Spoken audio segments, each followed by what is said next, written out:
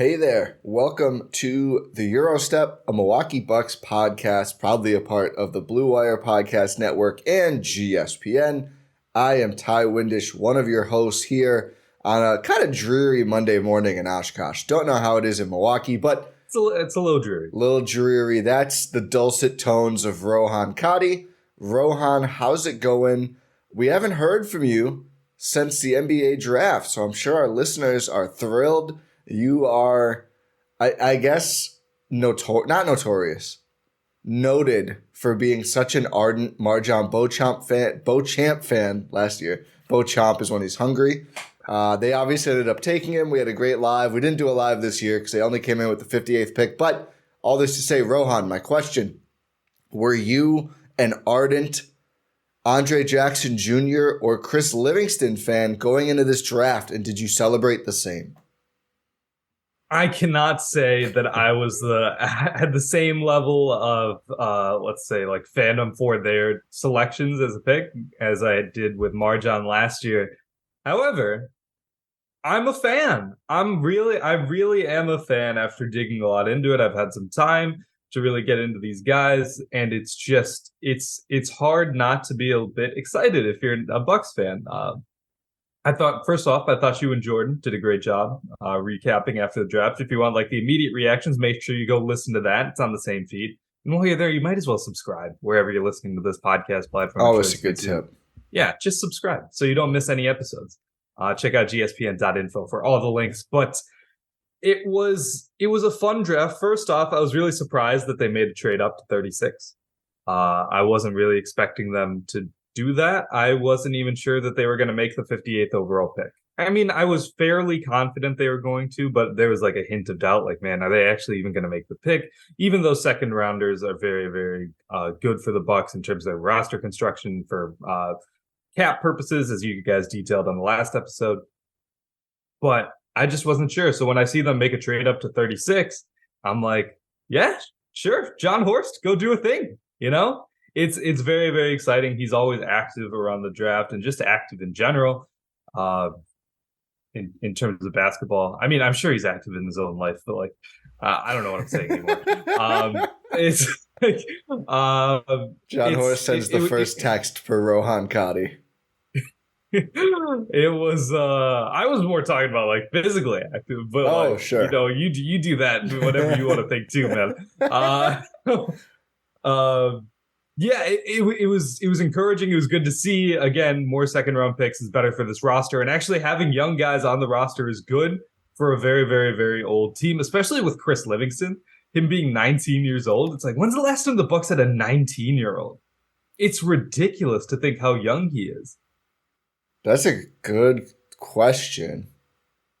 DJ Wilson? No, he was older. Like 20. He was older. Yeah, he was older. Thon. Let's say Thon. Yeah, we'll say Thon. But it's Rashad just Vaughn, like, probably. Before that, I mean, not Brogdon, clearly, not DJ. Dante did 3 years in college, I think. Did he? Yeah, more than one, right? Yeah. It's been a while. Yeah. Not counting two ways. They actually, I don't even know if that really changes it. They're one of the youngest. He's one of the youngest guys that the Bucks have had in recent history. And just the draft in general has just been such a miss for the Bucks in recent history that it's so hard to comprehend that, you know, these guys might actually be like guys because they have potential, right? Like the last Bucks draft pick to sign for a second contract in Milwaukee was Giannis. Oof. Yeah.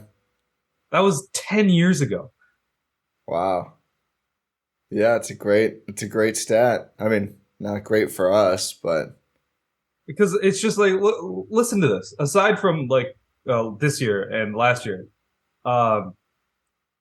like RJ Hampton, I mean, that went to Denver. Jordan Nwora, Dante, DJ Wilson, Thon Maker, Malcolm Brogdon, like Rashad Vaughn, Jabari Parker, Damian English, Johnny O'Brien, shout out, friend of the pod. But like, it's just not good.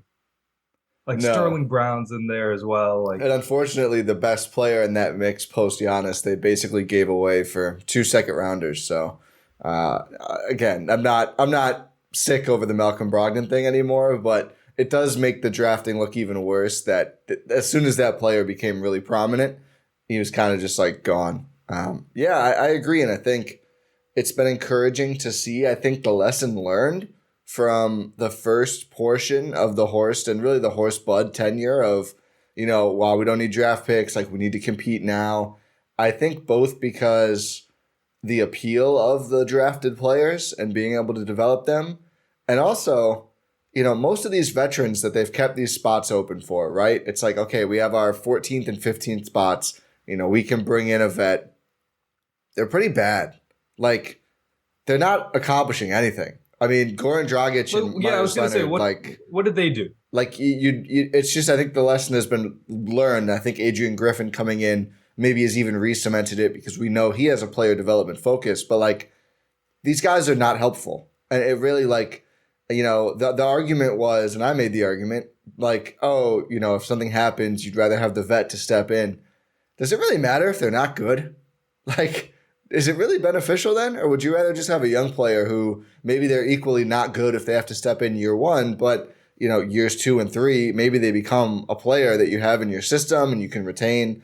And I think it's good to see, the Bucks finally kind of going down this road and being like, we need to develop guys. We can't just take 22-year-old players who, I said this about Sam Merrill on the pod with Jordan, like, he was going to be the same player in year 1. He was going to be in year 5. Like, we know what Sam Merrill is. No shots to him. He's having a good career, I think, in Cleveland Charge right now. But I think he's with the Cavs. Yeah, he's with the. Oh yeah. So I think he plays both ways. But it's like, is Sam Merrill going to develop into, a wing? Is Sam Merrill going to grow 4 inches? No. And I thought it was a little cheeky almost. It seemed, but I actually think it was more insightful than anything. Horst's comment about like shooting is a teachable skill, but athleticism and height aren't. Like, it almost sounds dumb. Spoke so much to me, Ty, because I've been banging that drum on this podcast for years now. John Horst, thank you for listening. Yeah. But it's just like, he's right. You can teach shooting. You can. This is why I was so high on the Marjan train last year, is because he has the flashes. Like, he has burst. You can't teach that. Go and teach Goran Dragic how to get by guys on the perimeter. Go and teach that. Try it. Yeah. You can't. Like, how are you supposed to do that? Like, oh yeah, Chris, by the way, it's like, we know you're working your way back from injury, and like, we know people have developed later in their careers. We're going to teach you how to just break down guys off the dribble now. We're going to try to teach you how to do Kyrie dribble moves now and sort of like, I don't know, just get by guys on the perimeter. You can't teach that. You cannot teach burst. You have it or you don't. Yeah, it's true. And I think the Bucks last year did not. And I think already it looks like the roster next season, it's going to have more. I want to hear your thoughts on this and the pick in general more, because I think, at 36 overall, he is clearly the most prominent addition the Bucks made on draft night. Andre Jackson Jr., I think he's going to play year 1. I think so. I really think he is. And I think it's a little weird. He may be more ready to play than Marjan. And we'll see. I mean, the question there is like, development isn't linear. Who knows how much better Marjan got, like when he wasn't getting run late last season and over the offseason. He's clearly been in the gym a ton based on his Instagram, which is not surprising considering what we know about Marjan and what we know about the Bucks culture of kind of living in the gym. Also, it seems like everyone, especially the 2 draft picks that they brought in, are like big, high motor, like outwork, good culture guys, which is exciting too. But Andre Jackson is so polished at everything except shooting. And I just feel like he just answers a big need for them kind of right away. And I'm a little worried I'm putting too much on him. Like, to be clear, I don't think he's going to be like the 7th man right away. But I think he's going to get minutes. And based on how he played in college and just how much he can do, I really think he's going to maintain a role in the rotation. Like, he feels ready to step into this group and give them exactly what they've been looking for. That athletic wing, the ball mover, the way he's figured out how to overcome the being dropped off. They call it dorking, I guess. I don't know if you saw the Athletic article from the UConn writer, but it went deep into his counters. And honestly, this is going to sound crazy. Hope Giannis learns a couple of those counters because I think they're They found a lot better answers than like drive into the defense or shoot a three when they want you to shoot a three. Yeah, it's really good to see how like polished, how like developed he is, even though he's still sort of learning. Like he's still relatively young. What is he, 22? I think so. I'll pull it up. You talk. I believe he's 22. But he's still learning. He's still and to be clear, on my earlier point about like you can teach shooting, doesn't always work. It doesn't. It's not a guarantee that you can, but it's actually a teachable skill compared to the actual physical attributes. Will be 21 when the season starts. He turns 22 in November. Oh, okay. So 22 in November. Okay. So yeah, basically 22. Sorry, not trying to shortchange you, Andre, but let that man have his 21st birthday, Rohan. Come on. He already did. Well, I mean, his 21st year. You're correct. Oh, okay. Let him have all of it. Yeah, he can be in his Taylor Swift arc in November, I guess. But I don't even remember. Oh yeah, it's really fun to see that these guys already have some like they have a bag, if you want to say that, but also have like a trajectory of development, and it's just really fun to see. But I do agree with you. I think that Andre Jackson Jr. can play year one. Like he has the skills, he has the team around him. So far, we'll see what happens. To really, sort of mitigate any weaknesses that he may have. Like if you need, like if you're devoid of shooting, yeah, just go throw out like Grayson, Chris, Giannis, Javon, Brooke, and Andre. Like you can get shooters around him if you need to. This is assuming Chris and Brooke come back. We'll get there. Yeah, we'll get there. But there's ways to really like, mitigate that. But so I do think that he can play year one, especially because of the skills that he brings that the Bucks don't currently have. I want to ask you this question, Ty. Yeah. Who besides Andre Jackson Jr. Let me phrase it this way. Where would you rank Andre Jackson Jr. right now, assuming the Bucks bring back all their free agents, which probably won't happen? I'm saying every free agent. Yeah, I got you. Where would he rank on guys on the roster who can attack a closeout?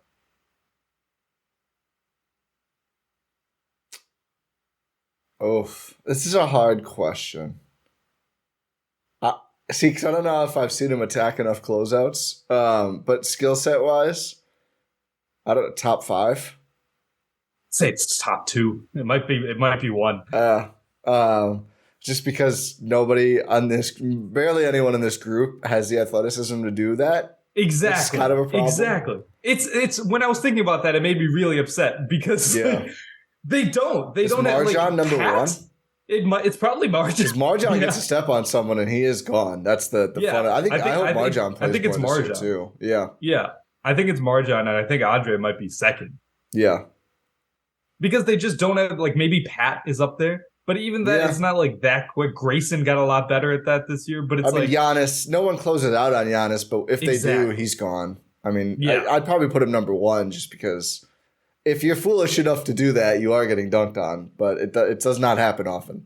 Yes, obviously Giannis would be number 1 in that situation. However, people do not close out hard on him. It's funny when they do, though. If you bite on a Giannis pump fake, you've got to have a bad day in film the next day. There's no way that's fun. It can't be entertaining. Just the coach yelling. I'm imagining that's what like Monty Williams did in Phoenix during the finals when Ayton would go and do that. That probably led to the divide between those two. That's why Kevin Durant and Bradley Beal. No, not really.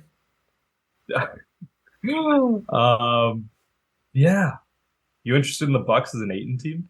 No. Heavens, no. He's not that good, and he gets paid $30 million a year.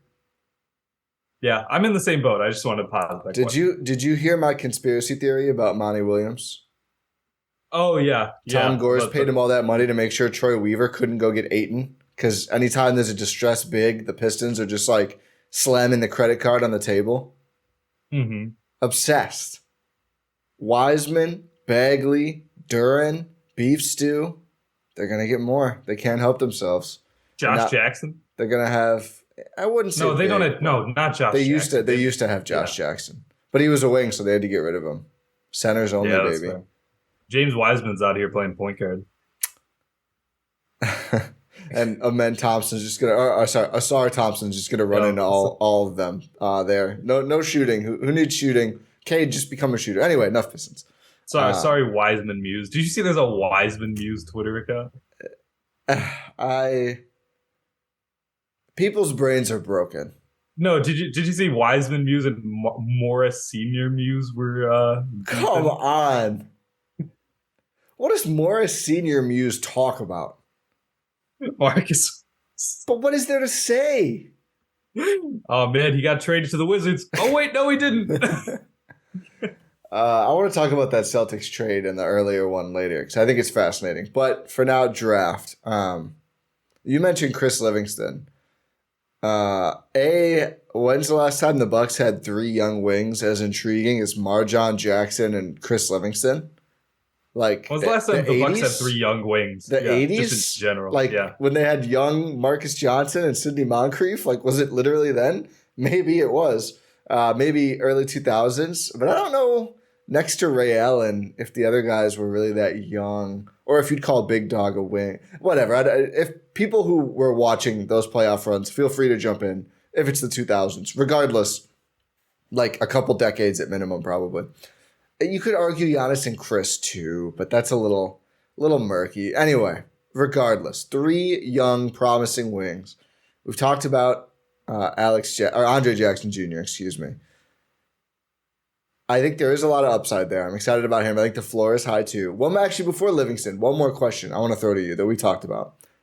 And Jordan rebuffed the whole notion of even talking about fit with Giannis this early for a second round pick with the tools that he has. Like, why even worry about it right now? And I agree. Like, he's not going to be closing games year one. Probably, it'd be great if he was, or horrible. But do you think he can play with Giannis? Yes. I do too. I think it's funky. They'll have to figure it out. But I think, again, all the other tools that he has. I mean, remember some of the most fun plays of last season with a Marjon Giannis fast breaks. Just like, hey, someone who can kind of keep up with Giannis would be fun to have more than one of those guys. I mean, the Bucks were a bad transition offense last year, despite having Giannis, because nobody else would get back fast enough. And they didn't force turnovers. That too, which this also helps with. Yeah, it does for sure. Like, you can get out there, run the break. I think one thing that Bucks fans have sort of forgotten, which is understandable because, we've had 5 years of Bud, is that there's more than one way to play offense. You don't have to just go 4 in, 1 out, or 4 out, 1 in, excuse me, like all the time. Yeah. Like, there's more ways to play. Like, just like you can survive with more than one non-shooter on the court. A lot of NBA teams do it. Yeah.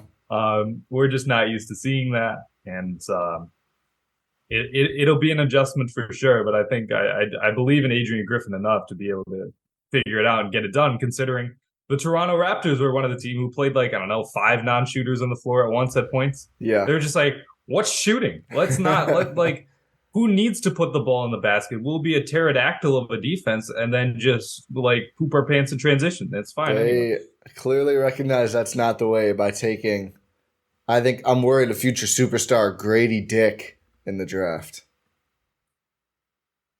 What's your fit evaluation? I think it's fun. I think it was fun. I agree. Yeah. People are reading too much into it. That's going to actually determine how he's going to play in the NBA. I am doing that because I think he's going to be. My analysis is solely because of the fit. I know a little bit about him as a player. I saw him rock the men's draft version of Dorothy fit, and I was like, wow, he's going to be really good.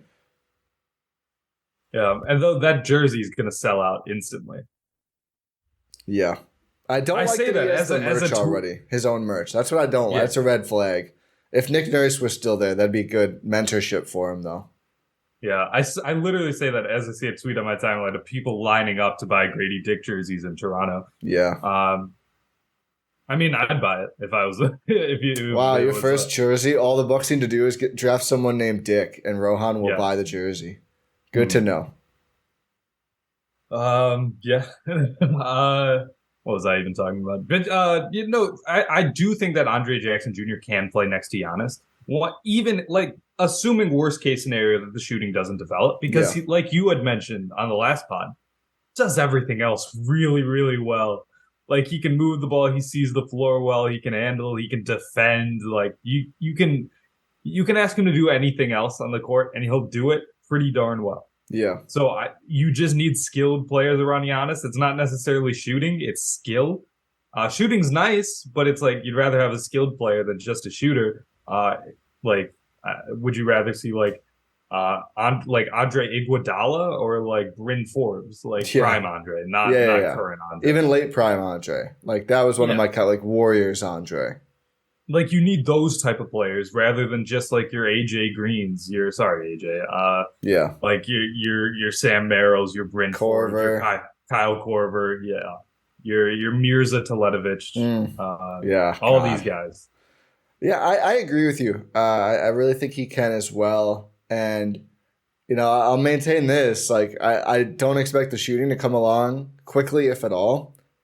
If it does, I think you have an elite role player. Like, I really do. Like, I just think he checks every box at that point. And if it doesn't, you still can have a very good role player. I mean, we'll see. We don't want to get too ahead of ourselves. But I do think this player was only available at 36 because, like, I think if he had one other flaw, like if you moved it from shooting to basically anything else, he probably goes first round. But the league is so obsessed with shooting that having everything else. The medicals. Yeah, and the medicals. But, yeah, I think it has a big upside potential for a 36th pick that was, again, very low cost for the Bucks.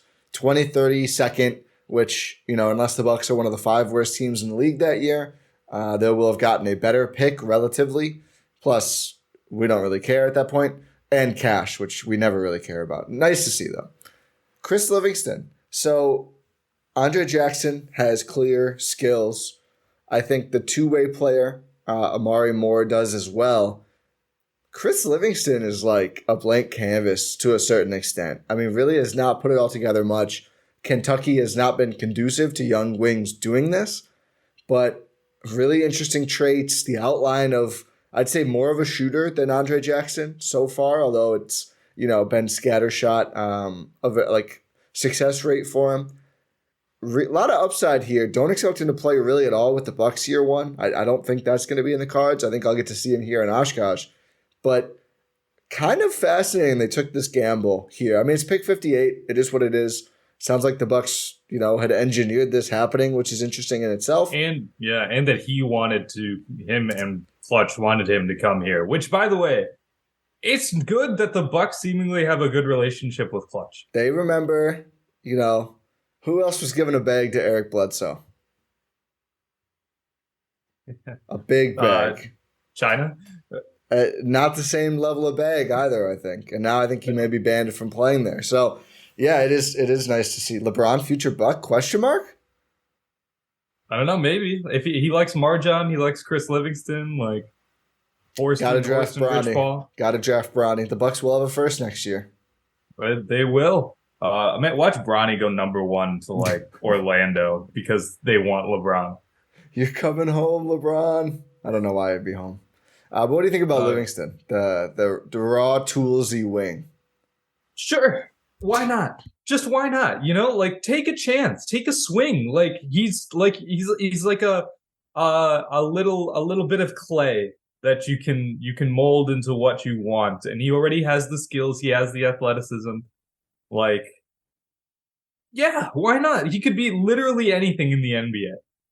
Like, if he was to turn into an elite role player, I wouldn't be surprised. If he was to turn into, like, he's out of the league in a few years, I wouldn't be surprised either. Sorry, Chris, but, like, he could literally be anything. It's like Pandora's box, but with the last pick of the draft. I agree. It's just you have to take a chance. Like, why not? He could turn into something good. He's so young. Like, he's 19. I don't think, like, the Bucks aren't used to this at all. Like, if the Bucks win a title this year, he can't participate in the champagne. Oh, I get what you're saying now. I saw, like, the French guys said they were going out after the draft. I was like, how old do you guys think? What do you think the drinking age is here? Wait, who said that? I think Bilal Koulibaly or Wembanyama, one of the two. Oh, because it's 18 in Europe. Yeah, so I was like, I mean, who knows? Maybe they're just going out for a milkshake or a pop. Who knows? Yeah, But I did exactly. have to laugh. I was like, guys, it's you got to fly back home first if you want to really truly go out. Yeah, I think a lot of people are just like anything that happened with the Bucks the last 5 years is Bud's fault now that he's out the door. Not the Bucks saying this, but like fans, Twitter takes, all this stuff.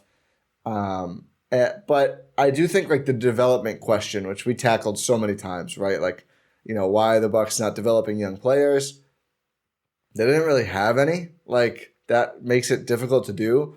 So, who knows how much Bud was in on, not going for the younger players as much and going for the vets. Clearly he and Horace were working together on all of this stuff. I'm not saying we should, basically throw it all on Bud and that's that. But I do think there weren't really just that many young players to develop. And now there clearly are between the more pro-ready one and Andre Jackson and hopefully Marjon Beauchamp and Chris Livingston, who I do think has a lot of potential, checked all the high school boxes. I mean, I said this on the last pod.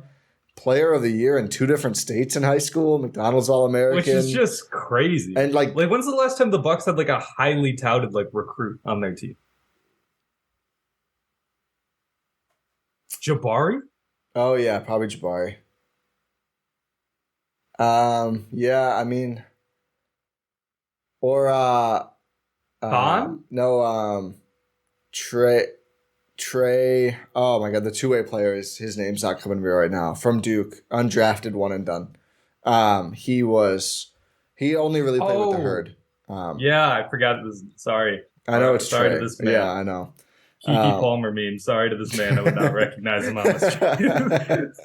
I think he had some of that stuff, but yeah, it's an impressive pedigree. He clearly needs some time to figure it all out, but.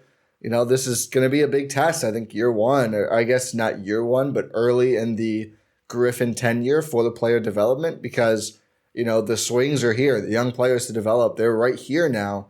Let's see how they look and let's see the opportunities they get with Milwaukee year one. I want to talk about Amari Moore as well, the 2-way player, because his skill set is really interesting. He's got some skills. On ball. Pull-up shooter. His catch and shoot has been bad. That's what he's got to figure out. I think all 3 of these guys need to do like 1,000 makes a day with the Noah or whatever. I think that's the key here. Make it 2,000 and we got a deal. Okay. Savvy businessman Rohan here. But again, a younger player who has some real traits. I don't know how this guy really went undrafted, but I'm here for it. Doesn't project to be a bad defender either. I think that's... You assume a player who's, on ball a ton, running the offense, carrying a team offensively, is not going to be a good defensive player, but Sam Vecini made it sound like he really had some upside. I'm pretty intrigued by this. Yeah, how can you not be? Like, especially when you see a guy with dynamic ball skills, getting him, on a 2-way deal. It's a Monday morning, folks. And a 2-way deal with the Bucks. He's spent a couple years in college, and he was like able to take his team like that mid-major to like heights that they hadn't seen before. Like, what was that stat you mentioned on the last pod? Like, that was the first time they had 20 wins in like 30 years or something. Something like that. Yeah, it had been at least that long since that school had ever won 20. So all it's him. Just. Yeah, it's crazy. It's crazy. Like, you want to see these guys who are proven to be winners. Like, again, it's not at the NBA level. It's not even at like the top tier collegiate level. But you have that mentality. You have that attitude. We'll see what he can do against first G League talent, and we'll see if the NBA talent comes. Because I think you're going to be seeing a lot of him in Oshkosh side, like you had mentioned. Should be exciting to see, but.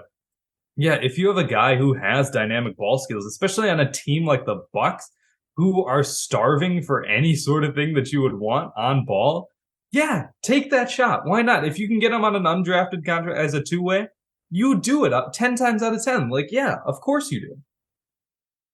Hell yeah. So yeah, overall, I think given what they came in with, just 58 overall. Great draft. Yeah. Great draft. Two expectations, a great draft. I mean, I think Andre Jackson's a guy I'd probably be excited about with a late first as well. I mean, he was mocked or big boarded as a late first by some and as an early second by others. But getting a guy like that for a 20-30 second and cash, to me, is a great deal. So And I think it was a good sign for the Haslam part of the ownership. It's like, yeah, spending. I think I saw our good friend Jim Ozarski replying to some people on Twitter. It's like, yeah, this ownership group is not afraid to spend. yeah. Because I don't think the exact amount has been given. It's probably like near the max or. Well, the max is like $6 million now. So TBD. Oh, is it? Oh, yeah. Okay, maybe it's gone up a lot. Maybe not. So $6.7 million, I think, is the most you can send either in 1 year or at one time. So usually it can be between $2 million and that number. Since they gave up a future second, I would guess it's not quite the max, but who knows, honestly. But I do think this is an interesting thing, and we can kind of transition to talking about some of the big trades that happen now.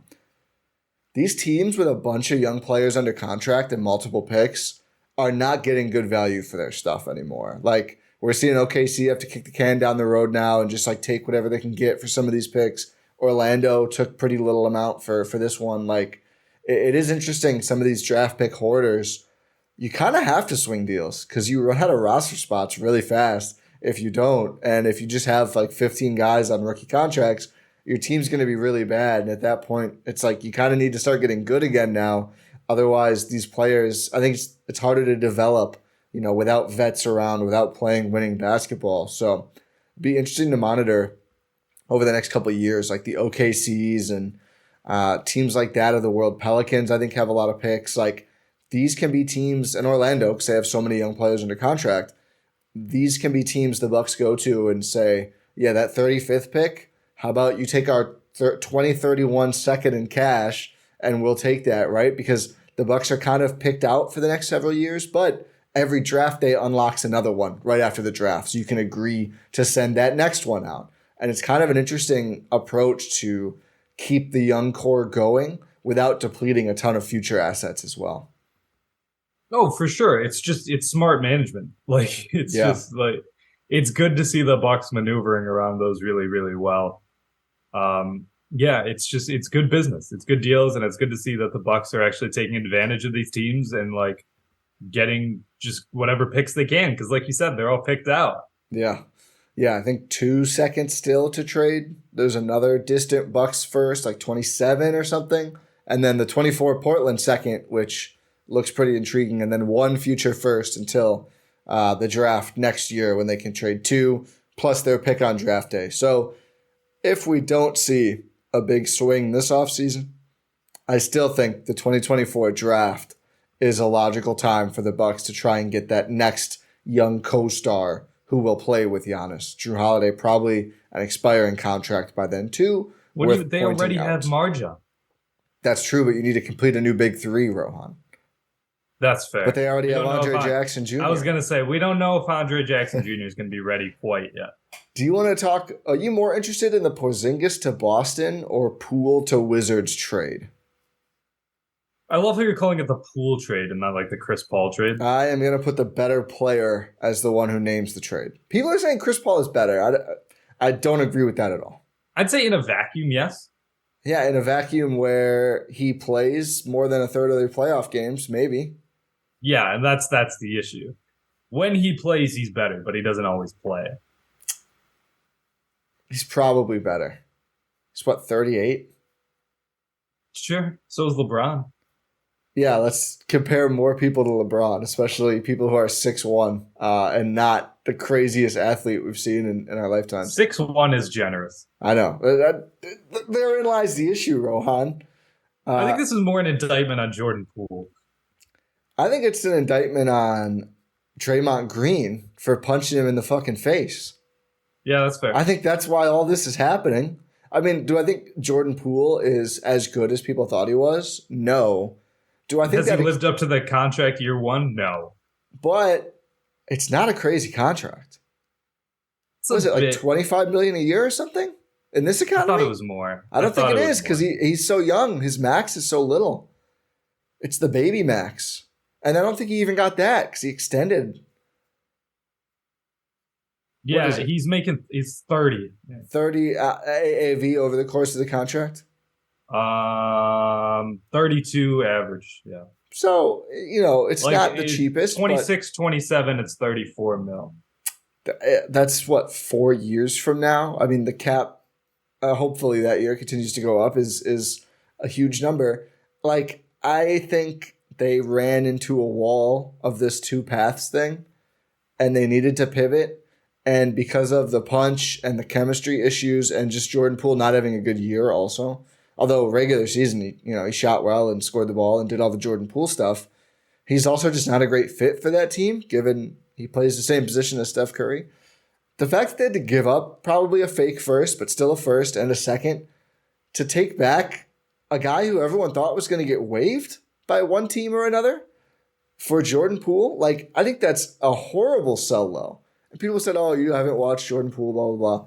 Like, it's just a salary, though. The concept is the same. I mean, you're selling really low on a player who, people were, is he better? Is Tyler Hero better? I mean, it's not that expiring of a question, but still, it's like a promising young player signed to a not insane contract. I mean, that year you said Brad Beal will be making $90 million that year or something. I just think it's like a crazy punt. And the Warriors could talk about, we'll have this expiring contract. We can make another move, whatever. Sure, theoretically, I guess. But, man, does it feel like selling super low. You could trade him back to the Suns. Yeah, there you go. The Suns can sign him, by the way, if he gets waived now. Because he's been traded again. Yeah. Well, I don't think the Warriors are going to waive him, although that would be hilarious. That would be really, really funny. But I think it also, it clears their cap sheet going forward as well. Well, let's see what that Draymond deal looks like. Exactly. Well, it's like they're doing it for the Draymond deal, I think. Yeah. This man got punched in the face and fired for it. Yeah. Although he's going to score maybe 30 a game in Washington. So 30s, it might be 40. 40 shots. No, it might be 40 on 60 shots. There you go. Because, who else is going to score on that team? They have a lot of point guards. We'll have to talk about the Wizards as a trade partner. Who is Jordan Poole going to pass the ball to on that team? Kispert. I don't know if he is. Got to pass to a shooter. I think Jordan Poole's fine. I think he's going to rehab his value, and the Wizards will probably trade him in 2 years to someone who gives him real stuff. I think the Wizards also have done fine on these trades. The Wizards they've done pretty good. They had no leverage. Kristaps could be a free agent. Beal had the no trade. They really did not have any leverage with either guy. To end up with Jordan Poole, 7 seconds, 4 swaps, probably a fake first, and Tyus Jones, I think is actually really good for them. They're going to be horrible, but I think they're doing well in their rebuild is what I mean. Boston. So the first trade that fell apart, Brogdon and Gallo and whatever other piece, they needed to trade something else. I think it was going to be Hauser or whatever it was. For Porzingis, that I did not like very much as a Bucks person. I was like, Brogdon is one of the most overrated guards in the league. He's fine, but people think he's this elite. He's fine. Doesn't defend as well as anyone thinks. Kind of feels like teams get sick of him also. And the injuries, of course. When they pivoted to Marcus Smart, I thought, you know what? And they ended up getting some picks, which made it better for them. But the early reaction was this is a steal for Boston. They get Porzingis and 2 firsts for Marcus Smart. I just feel like we've kind of all forgotten some things about some of these players. Marcus Smart, kind of the heart and soul of their team, had a lot of big moments, won DPOY before this last season. We thought it was a fake DPOY, maybe, but still did it. Still is a fake one. Yeah. Switches 1 through 5, just does a lot for them. Kristaps Porzingis, everyone just wants to get rid of him. That's all that's really happened. I mean, outside of his rookie season, when's the last time a team has been gung-ho about Kristaps Porzingis before this season? I know he had a really good year. He's intriguing for them. Their roster now is Derek White, Malcolm Brogdon, who Lord only knows what's going on with him right now, and then a bunch of wings and a bunch of bigs. Brian Windhorst say he doesn't have any legs. I mean, that would be sad, but not off the table. But I don't like their big rotation. I think it's too much. People are telling me, oh, two of them can play together, yada, yada. I guess we'll see. I wouldn't want like Al Horford and Kristaps Porzingis playing together. You're going to be the slowest team in the league. Robert Williams is a little faster, but then you lose a lot of shooting. I just think their team is weird. And I saw a Celtics person say, we're going to be the worst passing team in the NBA. Because they were already a bad passing team. And Smart was their best passer. Exactly. Like, that's the issue there. It's not really about, like, adding Porzingis. It's losing your primary playmaker. Like, who else is on that team is going to be, like, a point guard to, like, set up offense? That's not what Brogdon's really good at. That's not what Derek White is good at. Like, it's not what Jason Tatum, Jaylen Brown. Jaylen Brown can't dribble, so it's not what he can do. Like, he's a minus assist to turnover ratio guy. Yeah, and he has been. Like, it's just... I don't like Porzingis to this team. I think it's a good fit. Yeah. I think it's a good fit. Giving up Marcus Smart for it, and like, it's just, I would rather have given up Brogdon.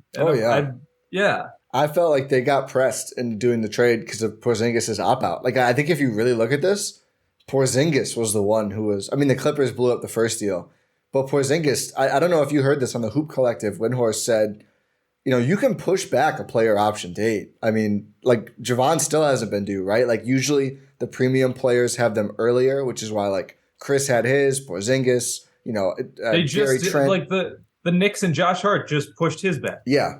Porzingis was like, no, like, we're not. Like, figure it out today, which is a little fascinating because you would think if he was, like, really, I want to go to Boston, that he would just be like, yeah, let's push it back, whatever. He kind of put the timetable on them. And the Celtics were clearly like bound and determined to get Kristaps Porzingis. I think now you look at their team, and 2 out of those 3 bigs really injury prone. You look at Porzingis' year-over-year games; it's like 50s or lower most years. Robert Williams obviously has had a ton of stuff early in his career too. Brogdon is Brogdon. They have the Jays, which are good. They're going to be at least a good team still. I do think this has like flame out potential on it for them. And again, flame out is not like they're a lottery team, but you know, they win like high 40s or maybe low 50s, and then it just doesn't click in the playoffs. I do think Smart, for as much as I roll my eyes at his antics and his dumb green hair, and it's gonna have to be blue now. The green hair was a tribute to his mother. She had green hair? No, it was like she died. Oh, I thought you said it for everyone. Everyone says he does it for the Celtics. No, the green hair. Like, read up on the story of why he did. Okay, the green hair. Well, I'll take back the green hair. He made his tribute team colors. Like, there's a lot of things about on the basketball court. I know off the court, he is tremendous. He's done a ton with kids. I will give him that. Now I'll take back the green hair comics. I did not know that, but for as much as he grinds my gears, I do think, like, their fans thought he was so important for a reason. And I think sometimes the fans can be onto this more than the media. Like, sometimes you'll see a guy get traded and you think he's kind of good, and all the fan base online is like, oh, thank God. And you're like, oh, that's interesting. Sometimes they're wrong, but I just think this is going to hurt them more than people think. Again, people in Boston are kind of terrified, but the rest of us think. And I'm not as worried. Whereas the Brogdon version of the trade, I was like, oh God, like that's a good that's trade, kind of a monstrous trade. I don't care that they got picks that much. The thing about Boston that people don't realize, and my dad inspired this because he's like, wow, these teams just spend to win. And I was like, Dad, wrong sport. That's baseball. The Celtics don't really spend that much. And it's going to be pretty interesting to see Jalen's coming up on the Supermax this offseason. Extension. Yeah. He's got one more year still of being less expensive. Do they give Porzingis an extension now? Or at all? Or do they dump someone before it would come due? Because if they do, Robert Williams on the books. I think Horford has another year at least after this one. Tatum making a lot. Jaylen Brown, Supermax. Kristaps Porzingis extension, probably not cheap. Still got Derek White. Like, that adds up. That's going to be a tax team. They have not been a tax-paying org very often. I mean, I think the Bucks get labeled as cheap more than Boston.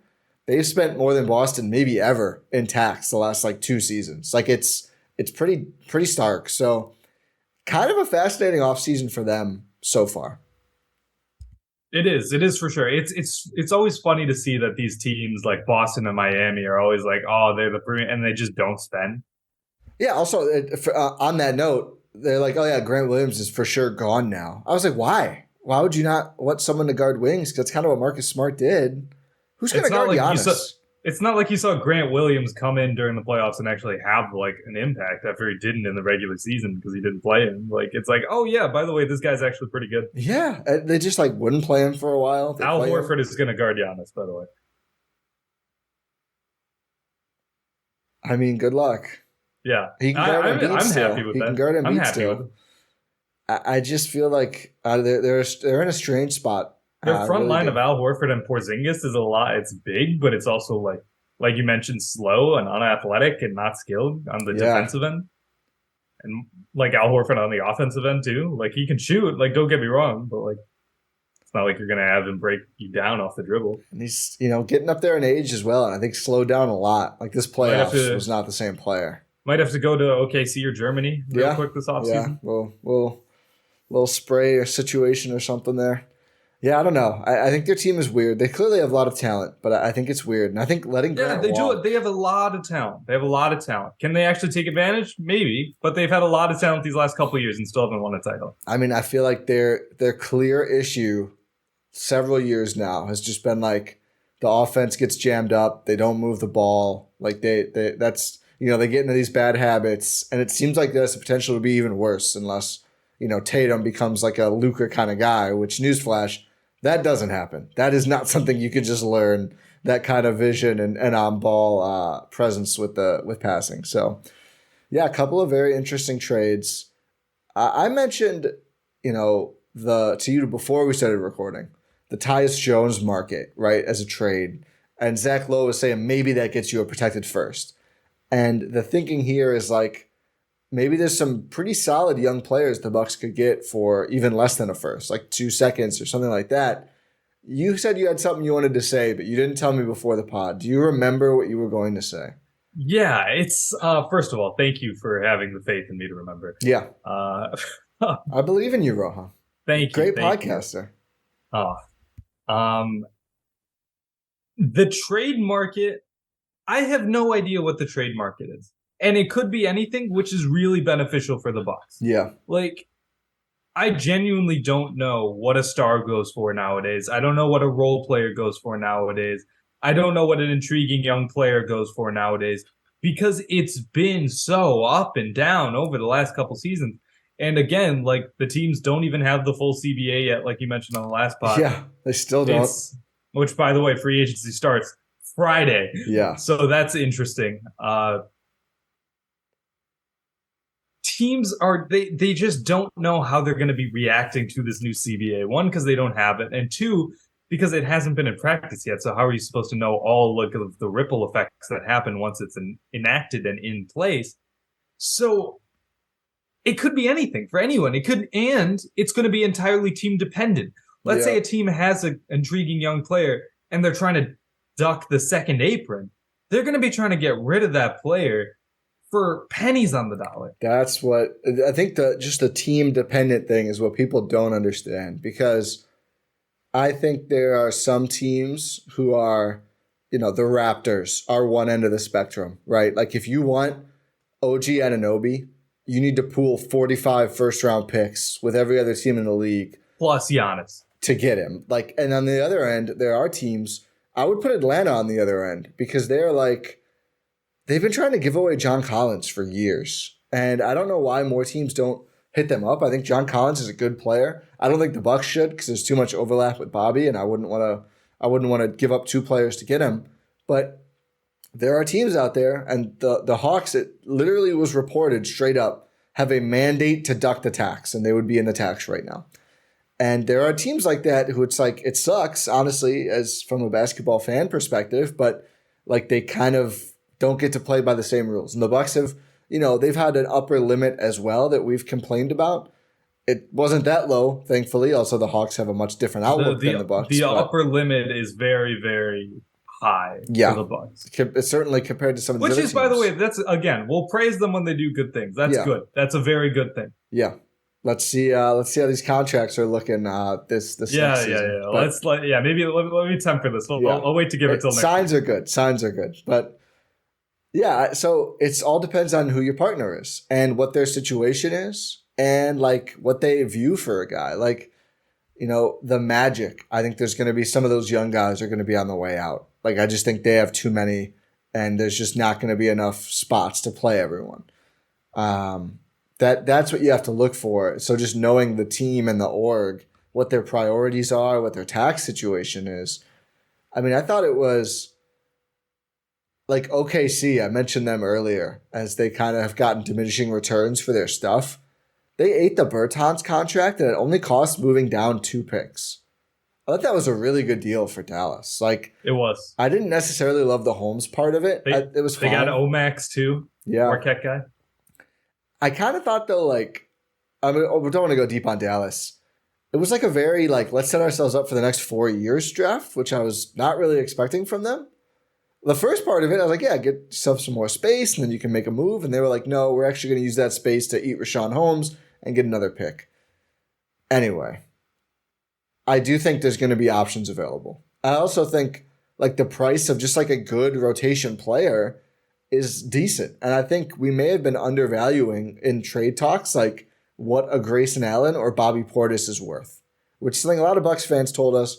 And I think don't want to speak for you, but I think generally when you do this about a team, there's an impulse to like undervalue the team stuff because you don't want to be a homer with any trade, right? But I think maybe that's fair and we were undervaluing those guys because I do think they're good NBA players and there's a clear value on that around the league right now, which makes this next transaction window pretty exciting for Milwaukee. It definitely does. Like this opens up probably so many more options for the Bucks in terms of their roster building and team building going into next season.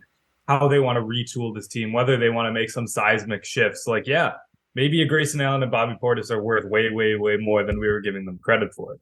Like, it's just it opens up a lot, and especially like even like the draft picks, like that 2024 Portland second. Like, yeah, that could be a valuable asset for teams, especially if Dame's out the door. Especially if Dame's out the door, and for a team that's trying to get under the second apron, because the second round pick, like a really, really good second round pick, is probably more valuable than a late first. Yeah, it's a lot cheaper, that's for sure. It can be, depending on what you sign, but yeah, certainly. Yeah, like these assets, like Milwaukee is not as asset depleted as we really wanted to say they were, especially in today's NBA market of like, man, everyone's got to duck the second apron. I think the Bucks will too. It'll all depend on what they give, who they sign and how much. And really, it comes down to Chris and Brooke. And then, you know, if they're back, the Ingles, Carter, Crowder trio as well. I talked about this with Jordan. Seems like Chris is going to be back. We'll just see what the number is. What are your thoughts on Brook Lopez heading into free agency as every team covets him? Now the Kings are a cap space team. I don't know if it's like a rumor or just people speculating on fit. I've heard a lot of Draymond buzz for them as well. I don't know if anyone knows what they really want to do. I think Mark Stein reported that they were interested in Draymond. Yeah, that works. If they want to blow up the Warriors, I'm fine with that. Mike Brown, big connection there. However, I think a later report said that he's going back to Golden State. Yeah, I mean, I would imagine.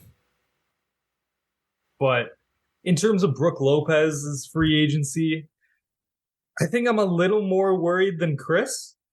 I think because like given all the cap space teams, I don't think Chris is really going to like leave to go to Orlando for like $50 million.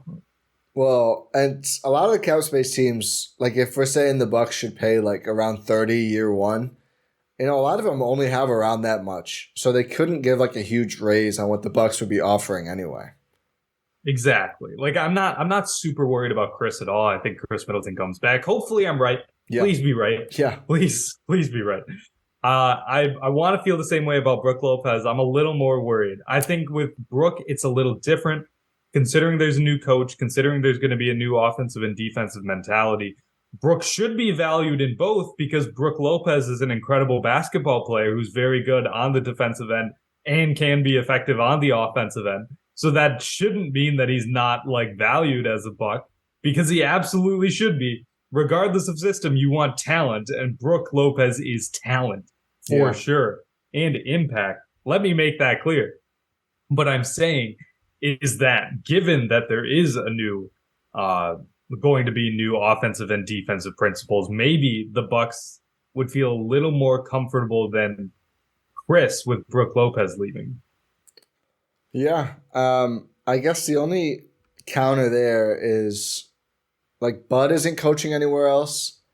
I don't know who else would drop that much. I know the Rockets are a big rumor, and I think Ime likes to drop a bit as well. I would just be kind of surprised if Brook Lopez is really that interested in playing for the Houston Rockets. Like, I know Jordan's just like, they're the boogeyman. They're the big cap space team. They're everyone's boogeyman, and it's true. I think it's leverage. Yeah, they have been linked to everyone. Leverage. Yeah.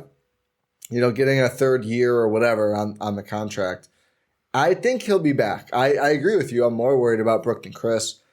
But I do think he'll be back. He said he wants to play in Milwaukee. And looking at it from like the downside part of it, you can say, oh, you know, don't want to pay Brook too much as he ages, whatever. He's aged wonderfully. And what the hell is your center? He's already old. What the hell is your center depth then? Or what is your center position at all? Myers Leonard? It's horrible. Sorry, Myers, but like that's not good. Is this when we bring Yorgos over, Papagiannis? Oh God, I have not liked how he's played next to Giannis. I would rather bring Costas, but he already signed a 2-year deal. They'd have to swing a pretty big move. I don't know what they could possibly do in a response, because that would be like you just so thin then at the big positions. You know, Bobby is there. It's not really a center, and Bobby and Giannis starting together leaves you with no big depth, and that unit didn't defend all that well that regular season when they had to do it. So I think in the end of the day, they'll figure it out. The magic number for me is like between around 45, 50 million year one combined for Chris and Brook. Because I thought you were going to say like for Brook Lopez. No. Like, what is happening right now? Like, we are so far. 15 is my Brook number. I'm just throwing this out, but I'd say 15. 15 is probably a good number, and then like around 30 for Chris. Yeah, but maybe you do like 20 and 27 or something. Yeah, I mean, if you can just figure it out to around 45-ish million, you could bring back one of your own free agents for like 5-ish million, and then still with your vet minimums and the rookies and everything, still be far enough below the second apron to use the mini mid-level, which is a $5 million contract for not a premier free agent, but, a better one than vet min, and then still be under the second apron. And here's something I'll leave you with.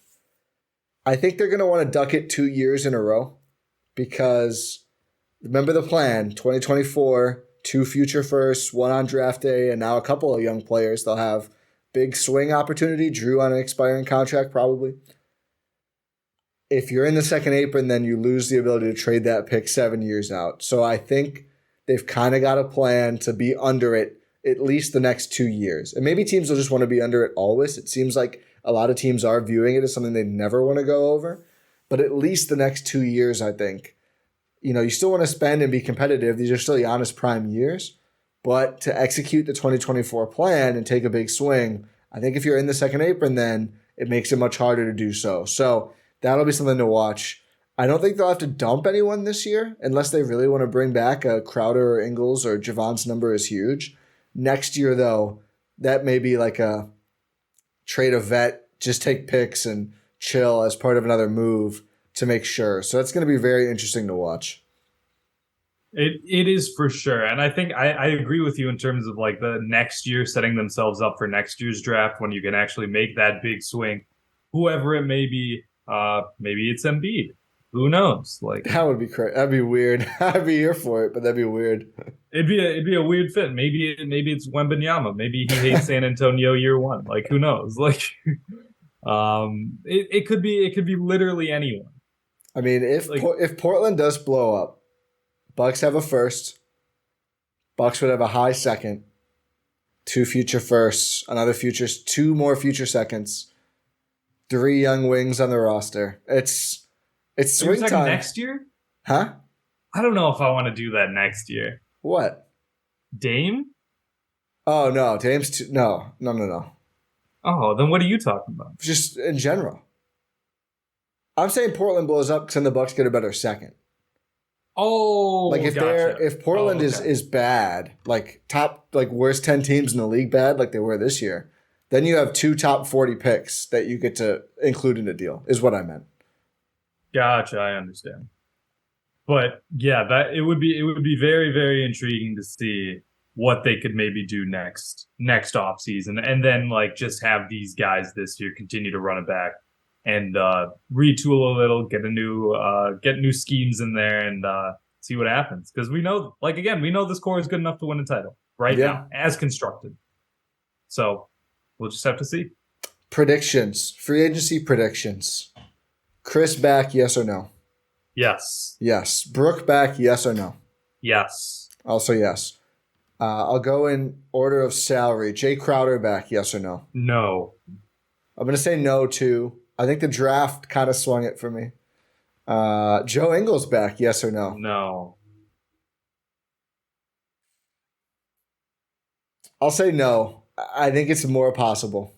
I do think that's very much on the table. At the right price, I'm not mad at it, but it does go counter to the athleticism thing. Javon Carter back, yes or no? Yes. Yes, I think for sure. Wes Matthews. He's getting squeezed a little bit. I'll say yes right now. I'll say yes. If he's still playing. Yeah, that's fair. Myers Leonard. No. No, but I think it's possible. Okay. Goran Dragic, no, he's that man's already played. He already plays for the Heat. Yeah, like he played for the Heat. He's played for the Heat for the last 2 years. Like, yeah. Am I forgetting anyone? I don't believe so. Thanasis. Yes.